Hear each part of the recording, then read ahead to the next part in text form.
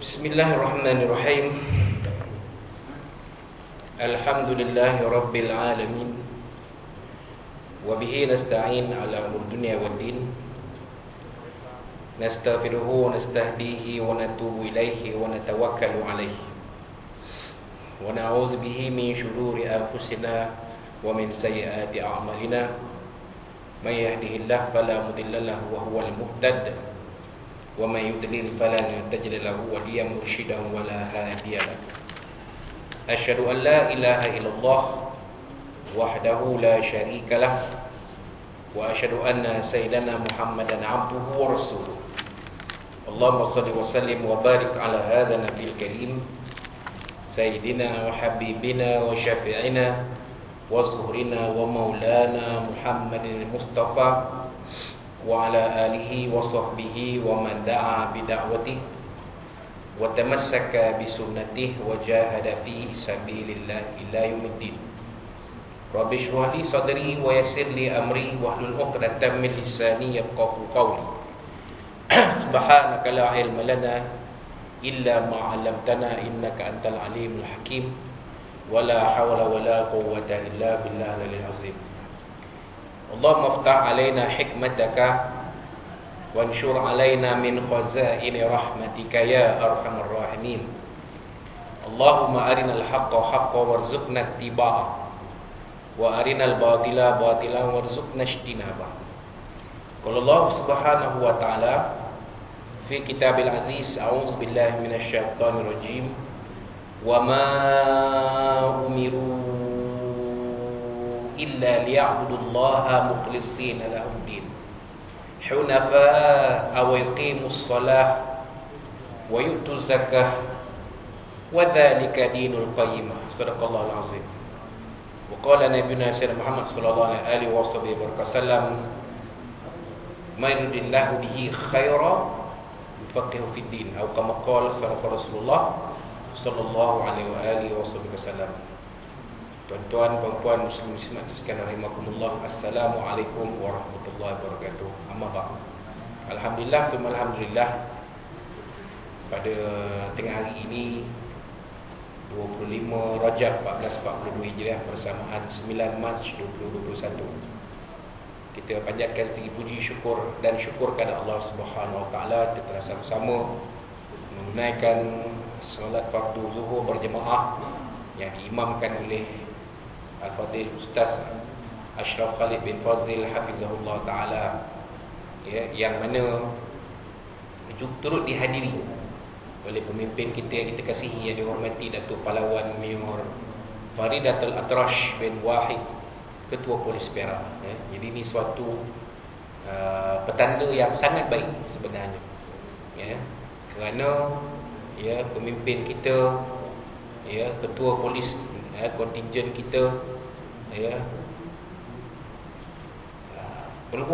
sudi meluangkan masa sedikit, masa beliau dalam kesibukan tugas beliau untuk bersama-sama menunaikan solat fardu zuhur berjemaah dengan kita. Jadi, ya, harapan kita agar, ya, dengan hadirnya yang dihormati Datuk Pahlawan Ketua Polis Perak, kita akan menarik lebih ramai lagi, ya, warga PDRM IPK Perak untuk menunaikan solat fardu berjemaah di Surau Al-Falah ini. Kerana apa, tuan-tuan? Kerana Surau Al-Falah ini, sebenarnya kita sedia ketahui, hanya didirikan di dalamnya solat fardu zuhur dan fardu asar sahaja. Ya. Selepas waktu berjabat, kawasan IPK ini, ya, seperti pekan tinggal, pekan mati, pekan koboi. Tak ada manusia. Bukan tak ada manusia, maksudnya manusia tidak berkumpul. Kita balik ke kediaman masing-masing. Begitu. Jadi tiada yang didirikan solat fardu subuh, maghrib dan isyak di Surau Al-Falah ini. Jadi yang ada pun solat zuhur dan asar saja. Begitulah keadaannya yang kami lihat, ya, semenjak Bakar ini berada di IPK Perak ini pada tahun 2008 dahulu, ya. Waktu itu pun Tuan Zul Subihi pun masih muda lagi, masih muda remaja waktu tu. Saya pun masih ligat lagi. Kini Tuan Zul Subihi pun dah dahi pun dah lebar ke atas. Saya pun dah puang berdaya. Semayang pun ada kursi.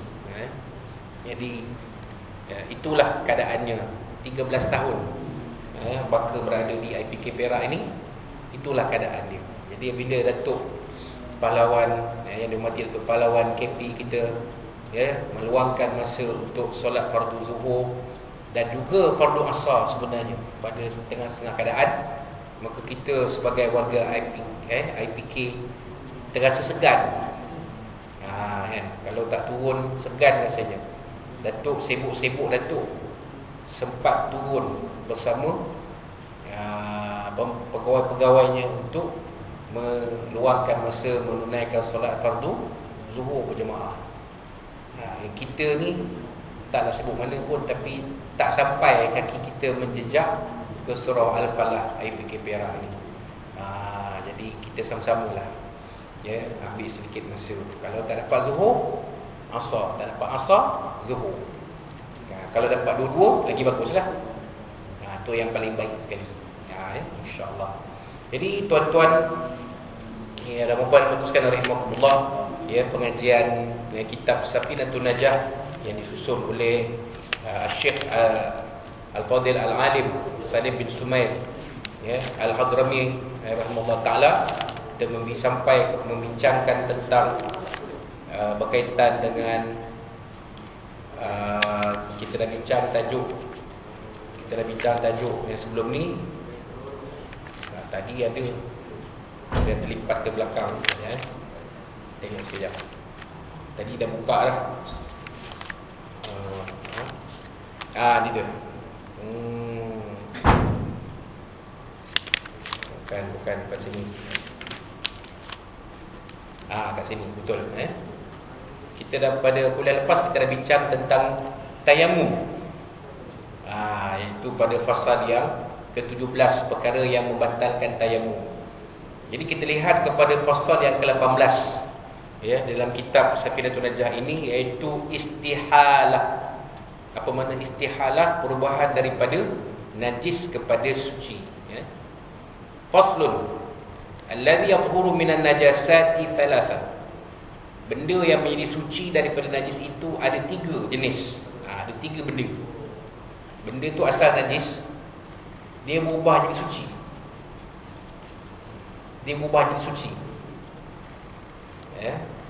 Kita boleh guna. Kalau makanan kita boleh makan, kalau minuman kita boleh minum, kalau benda yang kita boleh guna, kita akan guna. Walaupun asalnya dia adalah najis, asal dia kita boleh pakai.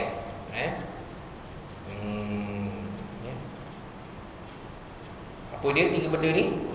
Yang pertamanya al-khamru idza takhallalat bi nafsiha. Arak apabila bertukar menjadi cuka dengan sendirinya. Maknanya tidak ada proses yang membantu arak itu bertukar, proses tidak semula jadi. Proses buatan yang menukar arak itu menjadi cuka. Dia bertukar sendiri. Mungkin sebab lama tak diusik, lama bertahun-tahun, sekali bila nak minum tengok dah bau cuka, dia rasa cuka, maka cuka jadi adalah benda halal untuk dimakan. Boleh pakai. Asalnya arak, kan? Dia dah lama untuk bertahun-tahun tu, kemudian bila nak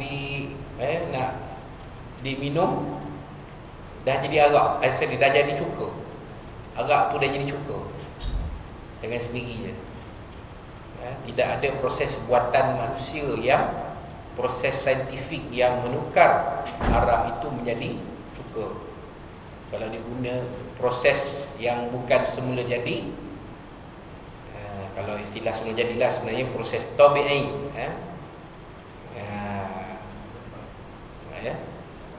Proses secara tabi'i,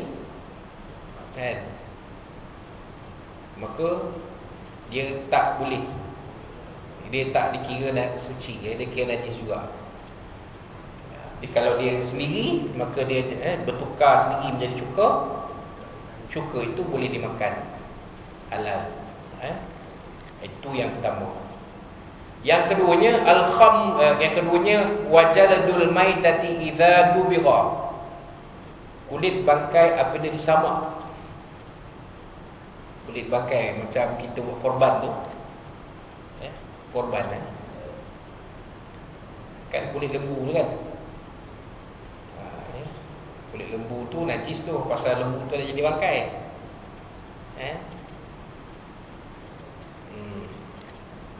Apabila disamak, disamak terbuang lemak dia, ada proses dia. Bila dah selesai samak, kulit tu boleh tak pakai? Suci tak dia? Suci, dia tidak najis. Itu dia. Yang buat kulit bangkai apabila disamak, kulit tu, ataupun memang dia mati sendiri. Contohnya, dia tak disembelih, dia memang mati sendiri, jadi bangkai. Lembu tu mati sendiri jadi bangkai. Kemudian kita samak dia. Samak kulit ni. Kulit tu suci tak? Suci. Boleh pakai sebagai, boleh digunakan buat beg, buat kasut, benda yang bersesuaian. Kalau kulit lembu, orang Kelantan dia buat makan, betul saja ni. Kulit lembu buat makan, tapi kena samak dulu, bagi bersih, samak elok-elok, bersih. Ada proses dia. Kalau orang Kelantan saya dengar sampai bawa basuh dalam sungai, nak cuci tu basuh dalam sungai kulit lembu. Tu saya dengar lah, sahabat-sahabat orang Kelantan bercerita, kata ustaz, kulit lembu ni kami bawa pergi ke sungai, basuh, samak dalam sungai, lepas tu kami buat makan. Hebat lah orang Kelantan. Kulit lembu buat makan . Kita, orang kita ni tak tergambar. Lagi-lagi kalau orang Negeri Sembilan, saya orang Negeri Sembilan lah, memang tak tergambar langsung kulit lembu tu buat makan. Perut tu biasa, perut lembu buat makan tu biasa.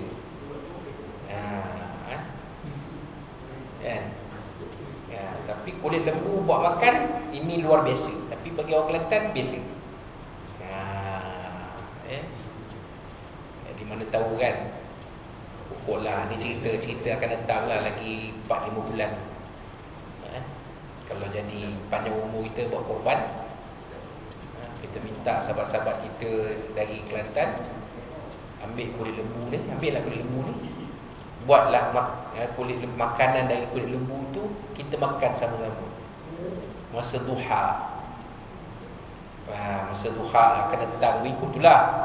Kalau nak buat masa tu, no kerjanya, takut tak dan hari korban. Jadi kulit lembu tu kita ambil, kita pakai-pakai sama-sama anak-anak Kelantan di sini lah, dari UK ni. Kita buat lauk daripada kulit lembu. Macam mana orang Kelantan buat? Kan? Macam mana orang Kelantan buat? Masa duha, kita makan sekali. Kan? Wallahu a'lam. Cerita lagi ni bulan-bulan lah, bukan cerita sekarang. Baik, itu yang kedua. Dan yang ketiga ialah wa masara hayawanan, sesuatu najis yang berubah menjadi haiwan. Apa maknanya tu? Sesuatu najis yang berubah menjadi haiwan. Yang ni tak diberi contoh ni, patutnya diberi contoh kan. Pasal kita tak tergambar najis boleh jadi haiwan ke? Agak-agak apa najis yang boleh jadi haiwan? Apa najis yang boleh jadi haiwan ni?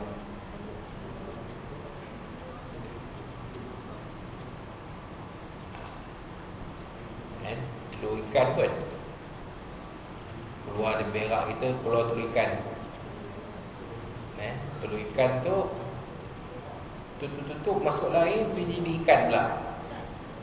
Bolehlah dia jadi ikan. Maka ikan tu halal dimakan, walaupun satu ketika dia adalah najis dalam bentuk telur ikan. Contoh yang saya boleh gambar lah. Tapi nanti saya cari balik dalam kitab-kitab fiqh. Apakah maksud satu najis yang berubah menjadi haiwan? Contoh saya tu tak logik, macam tak logik kan. Telur ikan kalau dah masuk perut manusia, dah diproses, mana nak nampak telur ikan lagi dah. Dah jadi tai kan. Tapi mana tahu kan, telur ikan tu ada lagi, tiba masuk dalam air perbahan, dia jadi pula ikan dalam tu. Ikan tu pula masuk dalam sungai pula, contoh tasik ke kan, dah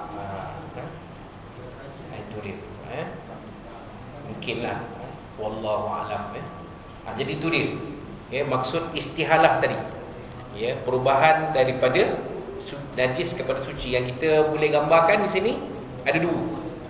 Arak tadi, dia tukar sendiri menjadi cuka, okey, halal kita makan. Yang kedua, kulit bangkai haiwan, melainkan babi. Ni kena faham betul tuan Babi apa saja, babi dan anjing apa saja yang datang dari dua haiwan ni adalah najis.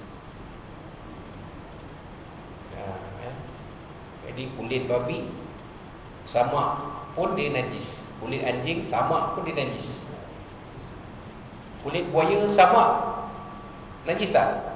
Tak.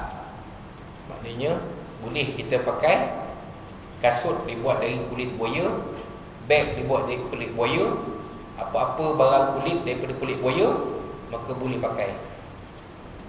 Nampak? Walaupun dia haram dimakan. Kulit buaya kan, buaya haiwan yang haram dimakan. Tapi kalau dia mati kulit itu kan ada kasut buat dari kulit buaya, beg dibuat dari kulit buaya kan. Boleh tak pakai kasut dari kulit buaya? Boleh. Boleh tak pakai beg daripada kulit dibuat daripada kulit buaya? Boleh. Tapi dua haiwan ni tak boleh, daiman abadan, babi dan anjing. Sebab setiap satu juzuk daripada tubuh badan kedua-duanya adalah najis. Cuma perbezaannya ialah dari segi sentuhan. Sentuhan, kalau anjing kita kering, dia kering, tak apa,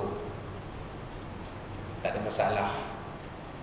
Tersentuh, kita kering, tak basah badan kita, tersentuh dengan anjing. Najis tak? Tak. Dia pun kering, kita pun kering, tak ada. Tak ada apa.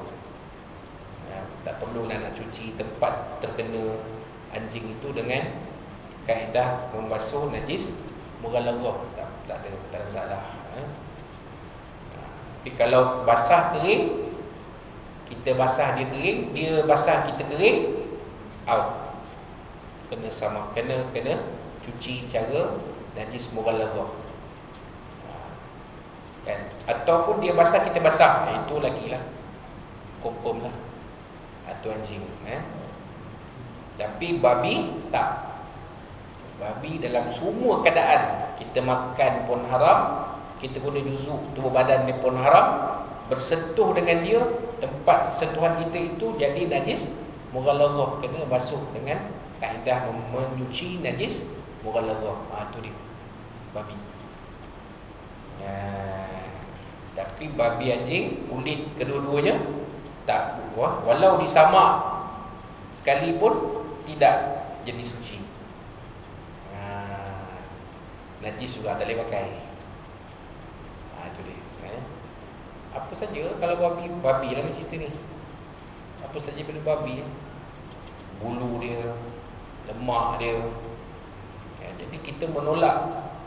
Kita dalam mazhab Imam Ahlussunnah wal Jamaah, mazhab Syafi'i, kita menolak pandangan yang mengatakan gelatin babi halal dimakan sebab dah berubah sifat. Sifat dah berubah saja. Dia bukan babi lah, dia dah menjalani proses jadi benda lain. Ya. Maka bolehlah kita diguna. Kata beberapa kalangan agamawan, ya, kata mereka kan? Ya, tapi kita jawab balik, babi dalam apa bentuk sekalipun dia tetap haram dimakan dan diguna, walaupun dia ada bertukar, walaupun ada proses istihalah tu ada, ya, dia bertukar jadi benda lain dan secara tabi'i tertolak, tak masuk istihalah. Apatah lagi kalau proses itu dibuat secara buatan manusia, lagilah. Ya, kena faham tu Cik babi apa benda pun, mungkin kalau kita dengar dia sedang berceramah, berkuliah ke berceramah ke dalam TV ke kat mana, dia kata contohlah, dia kata yang haram Al-Quran, ya, lahmul khinzir, dia kata daging babi yang haram. Yang lain tak haram, tak ada dalil, tak ada nas pun, bolehlah kita guna. Contoh ya, tetapi ulama-ulama memahami ayat hurrimat alaikumul maitatu waddamu wa lahmul khinzir. Ya, ulama memahami bahawa apabila daging babi itu haram, maka semua daripada babi itu haram. Gigi dia, kulit dia, bulu dia, lemak dia, semuanya adalah haram. Tak boleh makan, tak boleh guna. Sebab itulah pernah gempas ketika apabila dikatakan bahawa berus lukisan yang anak-anak kita dulu sendiri pun, bila melukis kita guna berus lukisan itu dan dibuat di China. Bulu berus lukisan itu dikatakan diperbuat daripada bulu babi. Tapi bila dibuat kajian lanjut, sebenarnya bukan bulu babi, sejenis plastik. Tapi bila tengok betul-betul sebiji macam bulu babi, dibuat kajian lanjut, jadi boleh pakai. Wallahu a'lam. Itu dia, apa yang dikatakan sebagai istihalah. Ini perubahan daripada najis kepada suci. InsyaAllah pada kuliah kita akan datang, kita akan sambung dengan fasal yang berikutnya, iaitu fasal ke-19, iaitu pembahagian najis. Apakah dia pembahagian najis, kita akan bincangkan nanti insyaAllah pada kuliah kita akan datang. Dan yang baik itu dari Allah SWT dan kurang lebih kita semua, ya. Wassalamualaikum warahmatullahi wabarakatuh. Wassalamualaikum warahmatullahi wabarakatuh.